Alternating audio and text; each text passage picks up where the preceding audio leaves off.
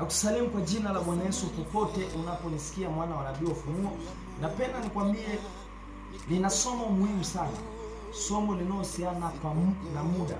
Ni somo ambalo nitafundisha kwa mapana na marefu zaidi.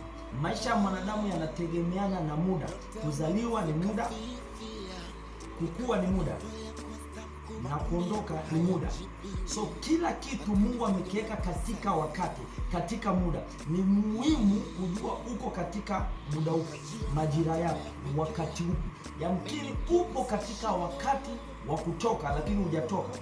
Yamkini haupo katika wakati wa kutoka, ila utajuaje ni wakati? Utafanyaje ili uweze kuamuru wakati utoke? Inawezekana. So popote unaponisikia, nitafundisha somo hili kwa mapana na marefu kwa neema ya Roho Mtakatifu, na vile Mungu atavonijalia kusema nitavisema kwa neema iliyo juu ya baba yangu wa kiroho. So nitafundisha somo hili kwa upana zaidi. Naomba ufuatilie kipindi hiki, ufuatilie somo hili. Ni yamkini kuna kitu Mungu amekusudia, na ama wewe unasikiliza kuna kitu utagundua kwenye maisha yako, sababu Mungu anapoachilia neema anaiweka katika wakati.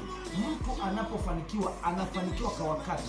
Hata wachawi, waganga, upande wa kuzimu, nao wanafanya kila kitu kwa kutumia wakati. Ni muhimu zaidi kujua majira, wakati. So muda wako ni upi? Muda wa kufanikiwa ni upi? Na muda wa nini ni upi? Ni muhimu sana wewe ndugu yangu kujua. Nitakuelekeza, nitakufundisha na kukuelewesha.